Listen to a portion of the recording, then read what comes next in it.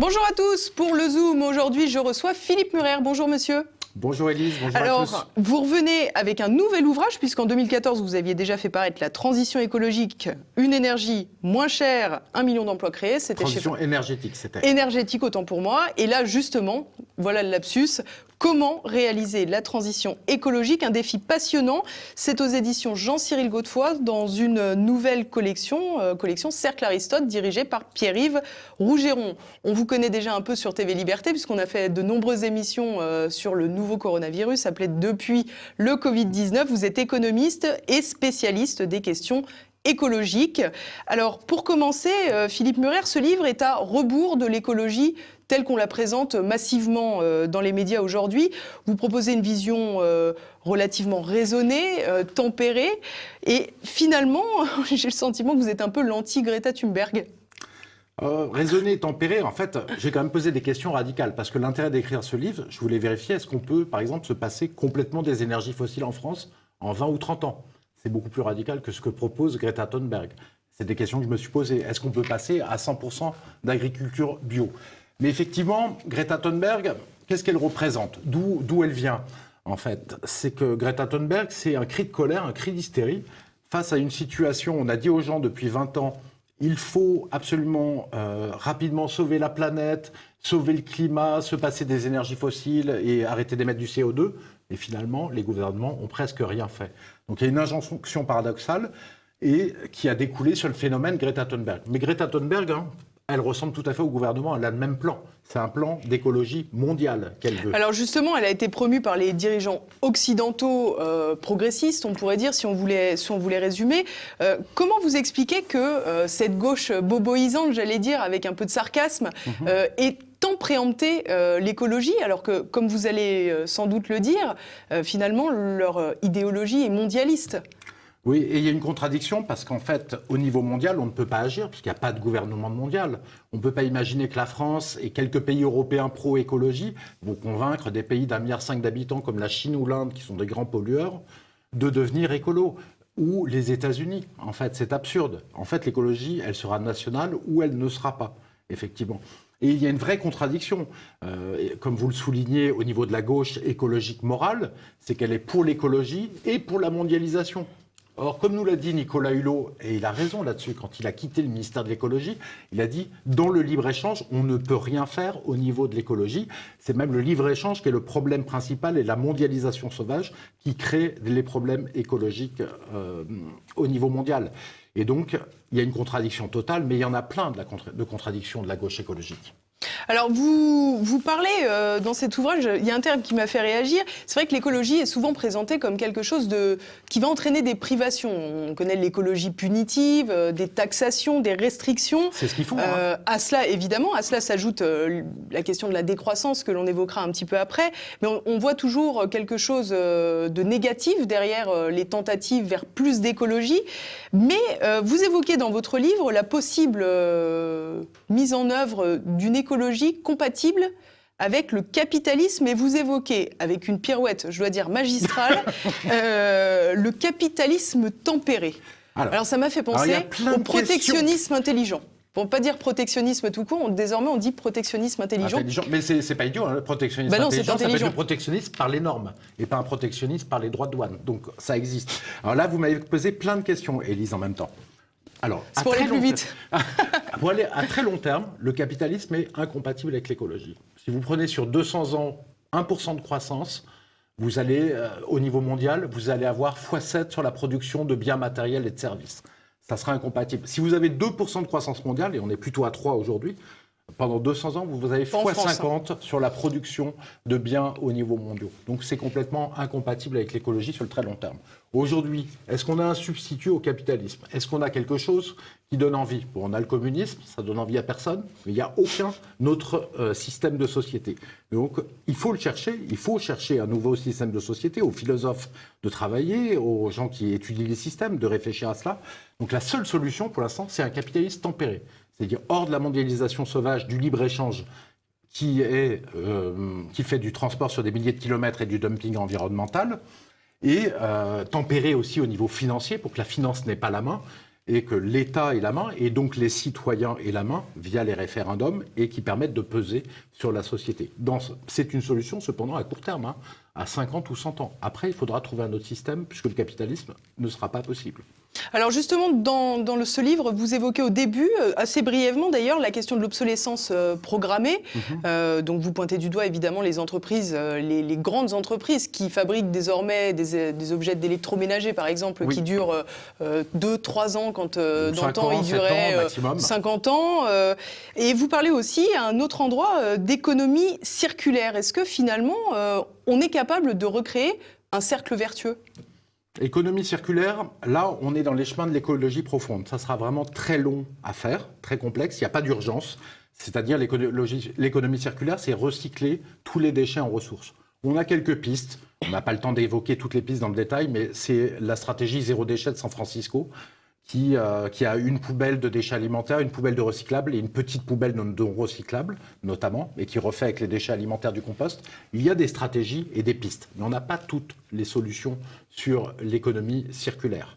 En revanche, sur la durée de vie des produits, ne prenons pas les termes technocratiques que nous envoie le système, parlons tout simplement des produits qui durent. Les électroménagers sont des produits lourds, coûteux en énergie à fabriquer. Il y a une réponse extrêmement simple à ce sujet et que je donne dans le livre, c'est tout simplement, en dessous du prix des produits, que ce soit en magasin ou sur Internet, indiquer quelle est la durée de vie estimée du produit par norme française. Et c'est très bon pour l'écologie, et très bon pour l'économie et le portefeuille des citoyens, puisque les citoyens pourront vérifier si le réfrigérateur qu'ils achètent 200 €, ça vaut le coup de le prendre alors que sa durée de vie estimée par norme française c'est 4 ans, ou est-ce qu'il vaut mieux acheter un réfrigérateur à 350 € dont la durée de vie est 10 ans. Ça avait marché pour l'énergie, pour la consommation d'énergie des appareils. Une réforme simplissime peut faire augmenter très fortement la durée de vie des produits.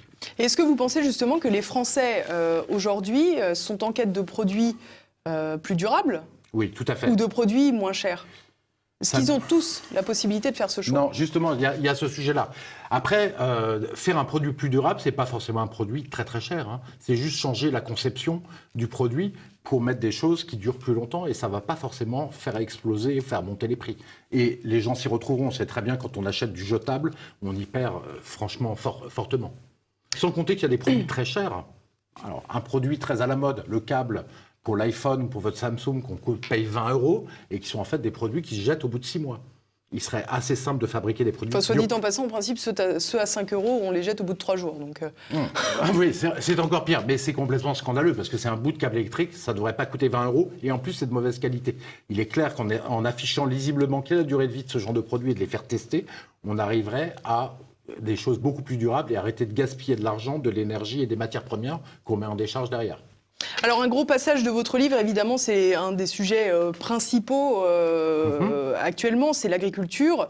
Alors vous évoquez une industrialisation forcenée, des exploitations rongées par un gigantisme, et pourtant vous vous acharnez à utiliser ce terme enraciné de paysans. Mais est-ce qu'on peut parler de paysans quand on a affaire à des usines à ciel ouvert ? Non, là, c'est des agriculteurs. Mais il y a aussi des paysans qui cultivent sur des petites surfaces. Mais est-ce qu'ils sont majoritaires aujourd'hui ?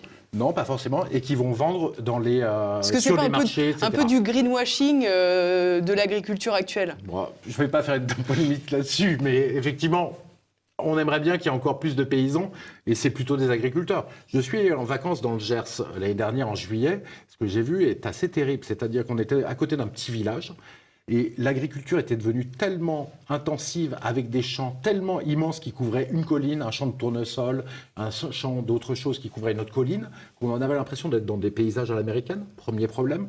Deuxième problème, évidemment, pas de variété, pas de diversité, donc c'est beaucoup plus polluant en termes de produits chimiques. Et troisième problème, ce que nous ont dit les paysans qui nous louaient le gîte des anciens paysans qui étaient à la retraite, c'est qu'en fait, le village était un petit peu en train de se désertifier malgré leurs efforts, parce qu'en fait, au lieu d'avoir 100 agriculteurs, il n'y avait plus que 3.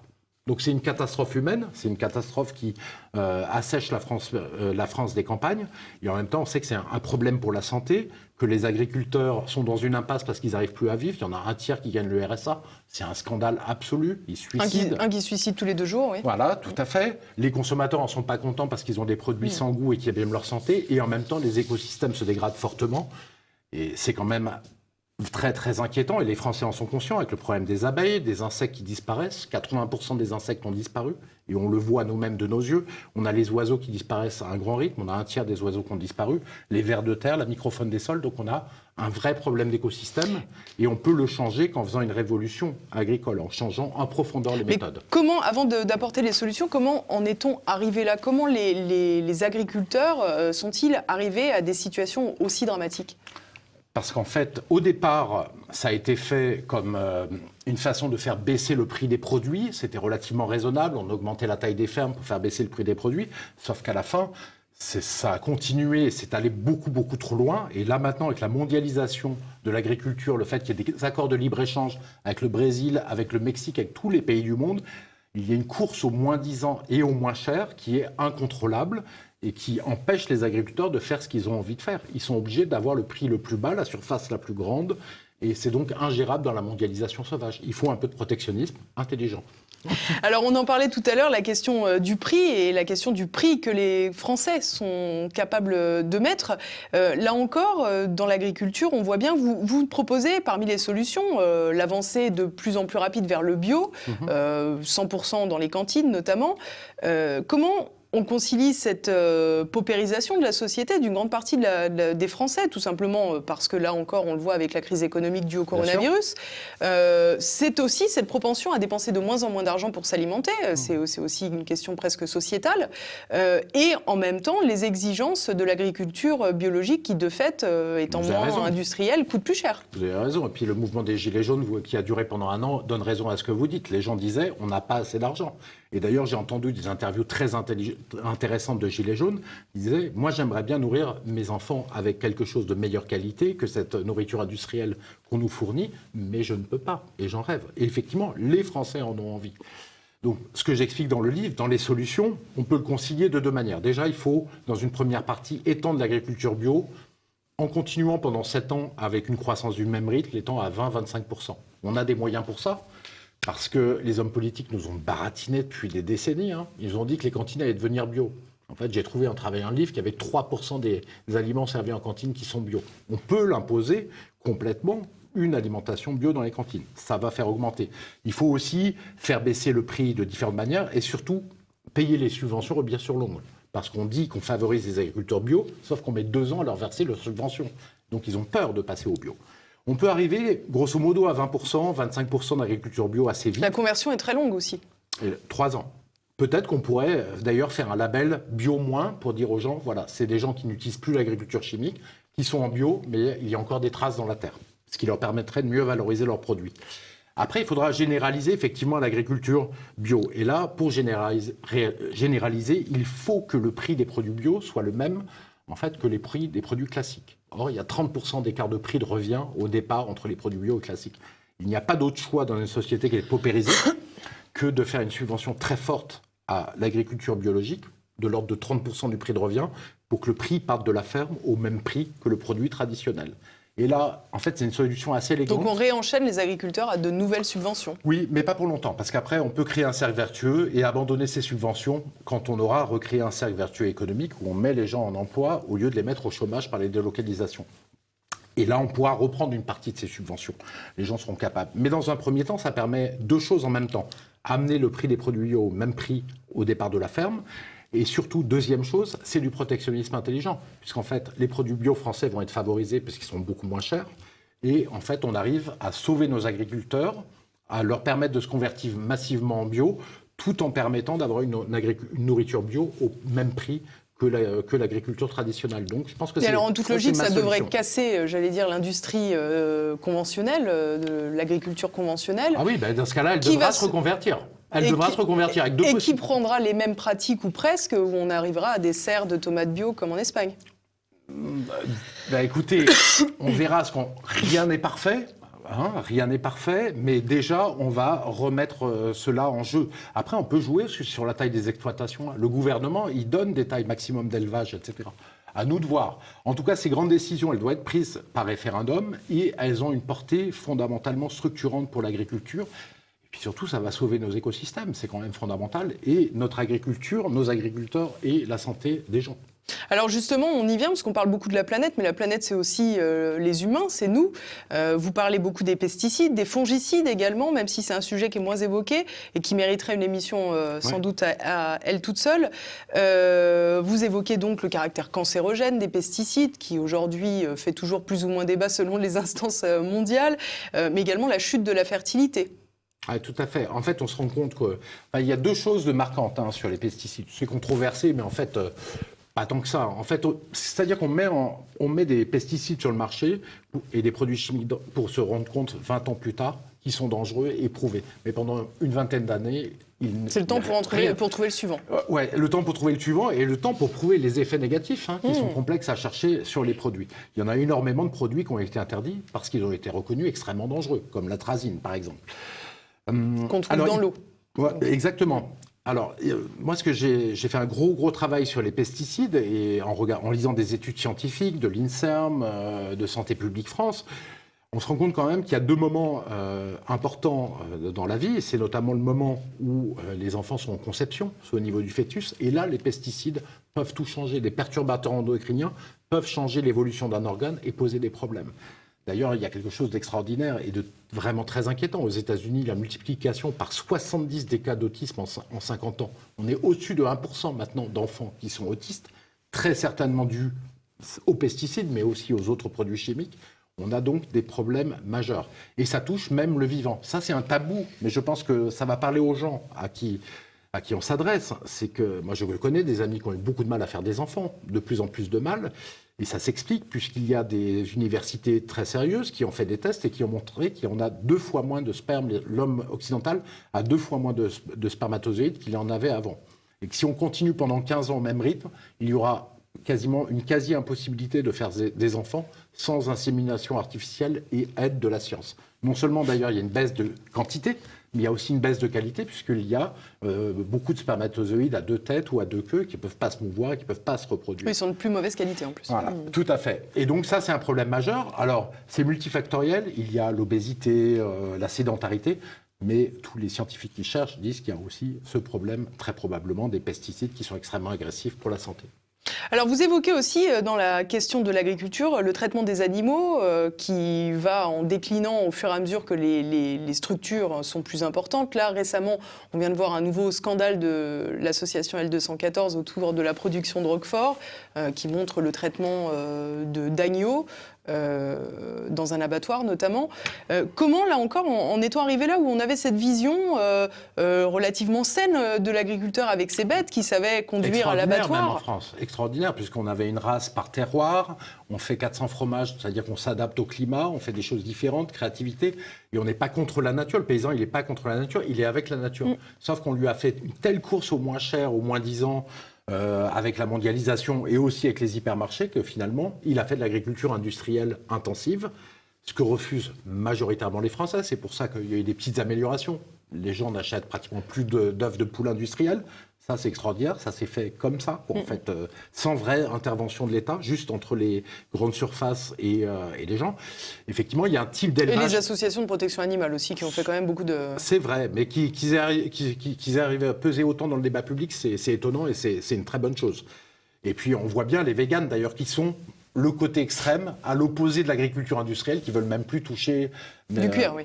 Toucher du cuir ou quoi que ce soit, et instrumentaliser les animaux de quelque sorte que ce soit. En fait, ça montre bien qu'il y a un problème majeur, et je pense que c'est quelque chose qui touche les Français. Moi, ce que je propose dans le bouquin, c'est le label rouge. C'est-à-dire, par exemple, un traitement raisonnable des animaux, pas une instrumentalisation. Donc, quand vous élevez un poulet à label rouge, il a du temps pour être élevé, c'est un poulet de qualité, et il a le droit de courir en plein air. Il a le droit de sortir de lui-même du poulailler pour aller se balader en plein air avec des surfaces raisonnables. Et donc, il faut qu'on baisse ce niveau d'industrialisation pour arriver à quelque chose qui soit raisonnable pour les animaux. Les labels, on peut leur faire confiance, les certifications sont fiables, même oui. le label bio par exemple pour la viande, on avait vu que plusieurs animaux qui étaient dotés ensuite dans la barquette, j'allais dire, du label biologique avaient été tués dans des conditions déplorables dans un abattoir, notamment je crois à Alès. Oui, mais tout n'est pas parfait. Mais ça, c'est le problème de la pression qu'on met aussi sur les abattoirs. Les abattoirs allemands mettent une pression de fou sur les abattoirs français, puisqu'ils recrutent, d'ailleurs, 4 coronavirus majeurs, un abattoir de 6000 personnes qui recrute du bulgare, du roumain, pas cher, à 4 euros, payé pas le SMIC français, bien loin de là, 4 euros de l'heure, et pour découper la viande. Et ça a fait plonger les abattoirs français. Cette mondialisation, elle met tellement de pression économique qu'en fait, les gens en viennent à faire n'importe quoi, mais parce qu'ils luttent pour leur survie. En faisant n'importe quoi, on peut le regretter. Mais tant qu'on est pour la mondialisation, moi, je vais vous dire, les gens qui sont pour la mondialisation et qui nous disent « Oh, bah, c'est dommage, les animaux, ils sont maltraités. » Mais attendez, vous mettez une concurrence de fou sur les agriculteurs, sur les abattoirs, et après, vous étonnez qu'il y ait des problèmes. De la même manière, vous luttez contre l'Amazonie, la déforestation de l'Amazonie, mais vous êtes pour les accords de libre-échange qui fait que le Brésil cultive du soja en Amazonie, élève des animaux dans les terres défrichées d'Amazonie, et les envoie. Donc, il faut aussi une cohérence dans tout ça. Mais effectivement, aujourd'hui, tout n'est pas parfait, mais je pense quand même que dans l'agriculture française, il y a un vrai respect global des animaux, même si tout n'est pas parfait, et que si on leur enlève la pression, on va retrouver quelque chose de beaucoup plus sain et de beaucoup plus écologique. Alors on va fermer ce volet sur l'agriculture pour passer à un sujet non moins sujet à débat, c'est le réchauffement climatique évidemment, puisque maintenant c'est devenu une religion entre ceux qui croient au réchauffement climatique, il y a les croyants et les non-croyants. Alors vous évoquez ce thème sans hystérie, vous relativisez d'ailleurs les diverses culpabilisations infligées aux Français et aux humains, notamment sur les voitures. Oui, tout à fait.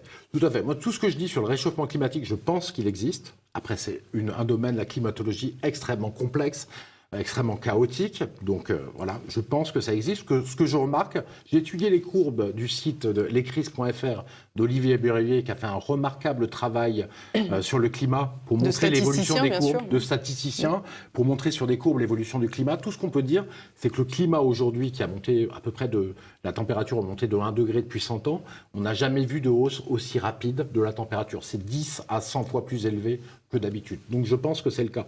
Mais de toute manière, il y a un autre choc qui nous attend. C'est que ce CO2, il ne vient pas de nulle part. C'est le CO2 qui est enfloué dans le sol sous forme de pétrole.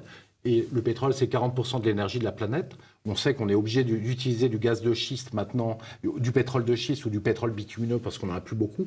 Et de toute manière, s'il n'y a pas le réchauffement climatique, il y a le pic pétrolier qui nous pend au nez avec une explosion des prix si la production de pétrole commençait à baisser. Donc, de toute manière, il y a ce sujet-là qui est majeur et qui fait que c'est un enjeu de se passer des énergies fossiles. Alors, un autre enjeu qui colle avec l'actualité, puisqu'on a vu qu'avec la chute de Renault, j'allais dire, le gouvernement incite les Français à acheter de la voiture électrique avec de la batterie électrique. Et alors, vous, ce n'est pas une solution qui vous convainc, visiblement. Non, et de moins en moins les constructeurs automobiles. D'ailleurs, Carlos Tavares, le président de Peugeot, dit qu'il pense que c'est une erreur et qu'on les envoie dans le mur. Il en fait quand même parce qu'il est obligé, mais il fait plus de voitures à hydrogène. Il croit beaucoup plus sur la voiture à hydrogène. Peugeot qui va sortir dans 1 an. Il y a des voitures Toyota à hydrogène depuis 7 ans. Hyundai, Honda, Mercedes, BMW aussi défendent plutôt l'hydrogène. Pourquoi ? Pour une raison simple. La voiture électrique, elle pose. C'est très facile quand vous avez une maison de campagne et que vous pouvez la brancher chez vous par une borne de recharge. C'est la première chose. Mais ce n'est pas du tout le cas pour tous les gens qui habitent à Paris. Il va falloir défoncer tous les trottoirs pour mettre des bornes électriques de tous les côtés. Ça devrait plaire à Anne Hidalgo, ça. Ah oui, elle adore les travaux, elle pourra faire des pistes cyclables pendant ce temps. Mais par contre, ça pose un problème de coût très important. Sur l'autoroute des vacances, comment vous allez recharger votre voiture électrique ? Ça n'a aucun sens. Sur l'autoroute des week-ends, de la même manière. Et puis, la voiture hydrogène a un avantage. Et puis, il y a un autre problème, c'est que la batterie de la voiture électrique, c'est déjà 1/3 de l'énergie et de l'essence que vous allez consommer pendant toute la durée de vie du produit. Elle prend déjà, avant qu'elle démarre, elle a consommé énormément d'énergie. Donc c'est embêtant. La voiture hydrogène, elle a plein d'avantages, effectivement, et c'est ce que disent les constructeurs automobiles. On peut faire le plein en 3 minutes. Il suffit d'alimenter des stations-service et pas de défoncer toutes les trottoirs de la France pour avoir des recharges à hydrogène. Elle permet de stocker les énergies renouvelables. Alors, quand on est pour les énergies renouvelables, il faut la voiture hydrogène parce qu'il faut stocker ces énergies renouvelables qui ne produisent que la moitié du temps quand il fait beau, quand il n'y a pas de vent. Donc elle a tous les avantages, elle a une autonomie de 500 km, elle se recharge rapidement. Et donc elle a absolument tous les avantages. Et on sait produire cet hydrogène en masse, sans émission de CO2, en faisant passer dans des grands électrolyseurs de l'électricité qui vient du nucléaire, du solaire ou de l'éolien, et casser les molécules d'eau en hydrogène et oxygène. On sait le faire à des prix très abordables, en dessous du prix de l'essence taxée, largement en dessous. Et donc, il n'y a aucune raison de ne pas le faire, de ne pas se lancer. En fait, on attend un État stratège pour ça. Et alors, ce qui est très amusant, c'est que, en fait, il y a un Hydrogen Council qui s'est montré avec toutes les multinationales qui essaient de pousser les États à mettre la solution hydrogène parce qu'ils pensent que c'est la solution de demain. Mais ils préfèrent les batteries au lithium. Mais les États, pour le moment, oui, parce que ça demande des investissements importants, ça demande un État stratège, ça demande que l'État soit quelque chose. Or, le dogme de Macron et de tous les gens au pouvoir aujourd'hui, un peu sur toute la planète, c'est le dogme l'État doit se faire tout petit. Les entreprises privées ont toutes les solutions, sauf que les entreprises privées, elles ont besoin des États pour impulser les politiques et mettre les moyens financiers dans une direction pour tous partir dans la même direction. Alors, vous avez évoqué rapidement la question des énergies renouvelables. Justement, vous expliquez votre conception de la gestion énergétique en France. Là encore, vous proposez des pistes mesurées, ce qui est suffisamment rare pour être souligné. Et vous ne tirez de trait sur aucune des énergies dont nous pouvons disposer aujourd'hui, ni sur le solaire, ni sur l'éolien, ni sur le nucléaire d'ailleurs. Et vous proposez finalement un mix énergétique, là encore, raisonné. Raisonné, en fait, même je laisse le choix aux Français. Alors, première chose, il faut arrêter les mensonges sur tous les sujets. C'est-à-dire que l'éolien, le solaire et le nucléaire ancien, ça coûte à peu près la même chose. Le nucléaire nouveau coûte un peu plus cher. 6 centimes d'euros le kilowattheure, c'est les appels d'offres qu'on peut trouver sur Internet. Et c'est à ce prix-là que répondent les appels d'offres maintenant, les énergéticiens aujourd'hui. Après, ça sera un choix des Français. On peut faire que du nucléaire, on peut faire du nucléaire, du solaire et de l'éolien. Les choix sont possibles. Ce qu'on ne peut pas faire, par contre, c'est abandonner complètement le nucléaire. Ça, c'est pas jouable.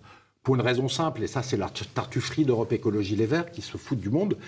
Abandonner le nucléaire, c'est de dire, OK, on va arrêter une électricité qui n'a aucun CO2, qui n'émet quasiment aucun CO2. C'est pour ça que la France... Donc une énergie propre ? Une énergie propre, c'est pour ça que la France émet 10 fois moins de CO2 que l'Allemagne pour son électricité et est la meilleure d'Europe avec la Suède et la Norvège, à égalité à peu près. Et donc, on va remplacer ces centrales nucléaires propres en CO2 par la moitié du temps du solaire et de l'éolien, qui ne vont pas émettre de CO2, mais l'autre moitié du temps, quand ils ne produisent pas, qu'il n'y a pas de vent, pas de soleil, ça va être remplacé par des centrales gaz ou charbon, qui vont émettre beaucoup de CO2. Et c'est là où on voit la tartufferie de Jadot et compagnie, qui nous propose en fait de perdre des dizaines d'années pour enlever les centrales nucléaires et émettre beaucoup plus de CO2 tout en dépensant beaucoup d'argent. Donc ils ne veulent pas... En fait, leur programme, c'est d'émettre plus de CO2. C'est une tartufferie absolue. Pour le nucléaire, on ne peut pas s'en passer pour notre consommation d'électricité. Pour produire de l'hydrogène, il peut venir du nucléaire, du solaire ou de l'éolien. Là, il n'y a pas de souci.